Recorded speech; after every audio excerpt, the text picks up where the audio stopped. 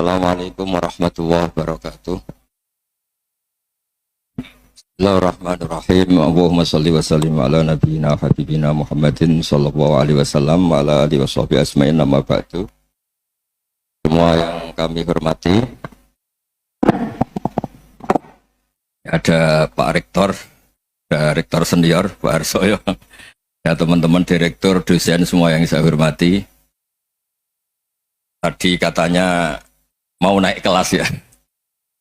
Kalau naik kelas dari rumah saya niatkan mari mengkaji diroyah. Diroyah itu melogikakan riwayat. Jadi misalnya kita sering dengar Rasulullah SAW sering ngendikan kalian masuk surga itu bukan hanya berdasar amal, tapi berdasar anugerah Allah Subhanahu wa Ta'ala. Oke, kita sepakat amal kita, perilaku kita, ibadah kita andaikan dikompensasi dengan nikmat yang Allah berikan tentu tidak seimbang. Untuk membayar itu saja sudah lunas. Jadi Anda semua tidak berhak masuk apa? Surga. Sehingga di beberapa riwayat dijelaskan ada orang yang 500 tahun ibadah, nggak pernah maksiat. Ditanya sama Allah, kamu masuk surga karena apa? Karena ibadah saya ya Allah. Ya sudah, surga kamu 500 tahun saja karena ibadah kamu 500 tahun. Ini cerita umur-umur orang dulu. Ya Allah katanya surga engkau ini selamanya. Ya kalau yang selamanya itu rahmatku. Kalau amal kamu terbatas ya surganya sesuai amal kamu ya terbatas. Ya sudah ya Allah, berarti masuk saya surga saya ini karena fadl engkau, karena anugerah engkau.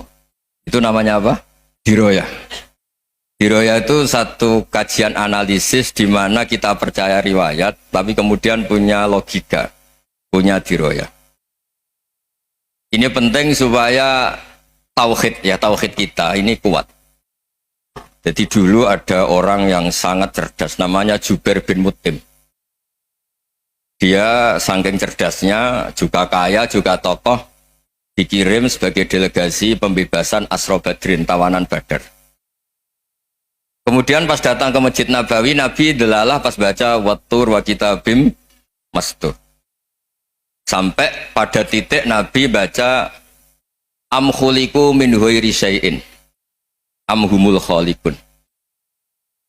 Apakah penciptaan yang sedemikian canggih itu dimulai tanpa perwujudan, tanpa sesuatu yang real, yang maujud? Orang itu langsung bersimpuh, matur, ya Rasulullah saya Islam. Kada qalbi yatir, hampir hati saya, otak saya, pikiran saya itu terbang. Karena logika yang dibangun ateisme misalnya, kalau alam raya ini dimulai dari nihilisme, berarti logikanya apa? Al-adamu yakhluqu maujudan. Alam raya ini kan maujud, maujud itu ada. Kalau yang lebih dulu itu ketiadaan, berarti ketiadaan menjadi sebab kewujudan. Kalau dalam bahasa Arab itu al-adamu yakhluqu maujudan, sesuatu yang harusnya nggak jadi faktor karena ketiadaan menjadi faktor sesuatu yang nyata. Itu kan nggak masuk akal. Ya kalau alam raya ini ada al-adam sing yasbiku maujudan, berarti alam raya ini al-adamu yakhluqu maujudan, sesuatu yang tidak ada menciptakan yang ada.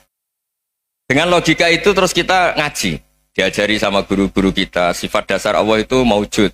Wallahu maujudun qadimun. Terus masuk. Yang harus distatuskan pertama dari Allah itu apa? Maujud, wujud. Karena dengan wujud ini layak menjadi penyebab adanya alam raya ini. Sehingga ketika kita menolak faham nihilisme atau ateisme, faham tanpa Tuhan, tanpa pencipta awal, kita punya diroyah. Bahwa tidak mungkin ketiadaan ini menjadi sebab perwujudan alam raya, yaitu am khuliqu min ghairi syai'in. Masa alam raya ini diciptakan tanpa sebab yang nyata, yaitu wajibil wujud. Siapa itu? Allah Subhanahu wa Ta'ala. Begitu juga menyangkut sholawat.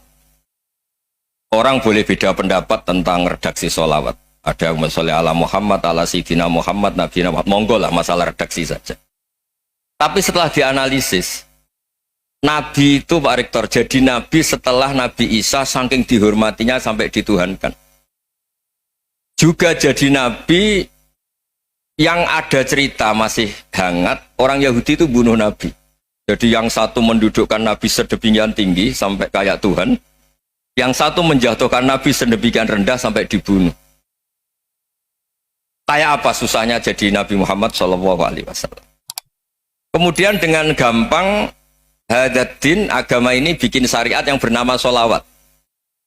Redaksinya monggo lah sesuai tradisi masing-masing. Allahumma sholli ala Muhammad, Allahumma sholli ala Sayyidina Muhammad, ala Nabiyina Muhammad, monggo. Tapi yang jelas redaksi ini kalau didiroyah dikaji, Allahumma itu Tuhan, Tuhan itu pemberi. Wa Muhammadun wa in jalla qadruh abdun min ibadi. Muhammad apapun tinggi derajatnya tetap berstatus hamba. Sehingga agama ini terjaga oleh syihotus sholawat. Agama ini terjaga oleh redaksi sholawat. Yaitu Allah tetap pemberi sebagai Tuhan yang enggak tersaingi, la syarikalah. Rasulullah Muhammad wa in jalla qadruh, apapun prestasinya, bisa mi'raj, bisa apa saja, tetap seorang hamba yang butuh muhtajun ila rahmatih. Jika redaksi Allahumma sholli ala Muhammad ini mengukuhkan yang Tuhan tetap Tuhan, hamba pilihan tetap hamba pilihan.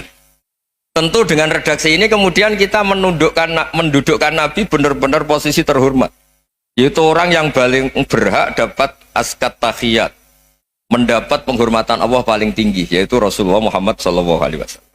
Dan itu diulang-ulang oleh Allah. Subhanalladzi asra bi'abdi. Status hamba ini diulang-ulang. Lagi-lagi ini bernama diroyah. Bernama apa? Contoh ketiga misalnya fihi ayatum bayinatum maqamu Ibrahim. Dulu orang Yahudi itu ada diskusi masif. Syaratnya Nabi itu mbah-mbahnya harus Nabi, harus keturunan Nabi. Kemudian semua Nabi rata-rata di Palestina, di Syam. Lalu Muhammadnya asal-usulnya dari mana? Tahu-tahu orang Arab kok Nabi, padahal orang Arab itu dulu jahiliyah.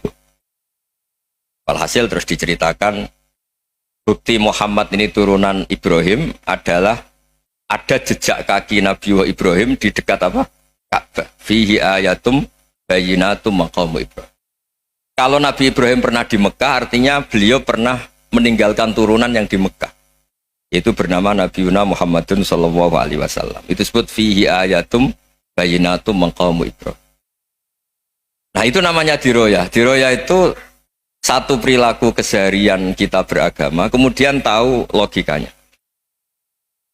Yang keempat misalnya, mangkana yu'minu billahi wal yaumil akhir fal yukrim apa? Jaro. Orang yang iman karena Allah dan Rasul, maka memuliakan tetangganya. Andaikan pakai hukum sosial, tentu kalau tetangga kita baik, kita baik. Kalau kurang baik, kok kurang penggawean kan gitu. Tapi dulu itu pernah ada seorang ulama itu dibully ya, dikerjain sama anak muda tetangganya. Pak Kiai datang ke rumah saya, orang ini datang. Kemudian setelah di rumahnya, saya tidak jadi butuh sama Pak Kiai, silahkan pulang. Itu Kiainya senyum menikmati. Dan itu terulang 3 kali. Dibully seperti itu, dikerjain terulang 3 kali. Lalu tetap Kiainya tuh asik, seneng sekali. Lama-lama muda ini tanya, kenapa engkau tidak tersinggung? Padahal saya kerjain sampai 3 kali, tak undang, terus tak suruh pulang, tak undang, tak suruh pulang. Kata Kiai tadi, yang memerintahkan baik sama tetangga itu Allah. Jadi saya nikmati ketika bisa baik sama Anda. Tidak ada urusannya dengan perilaku Anda yang menolak saya. Nah itu terus kita tahu, memang motifnya kita baik sama tetangga karena iman sama Allah dan Rasul, bukan hukum kompensasi sosial. Jadi kalau mau diteruskan Pak Rektor, saya ngajar di sini ya karena perintah Allah itu orang alim harus ngajar, bukan karena perintah Rektor. Kalau diteruskan.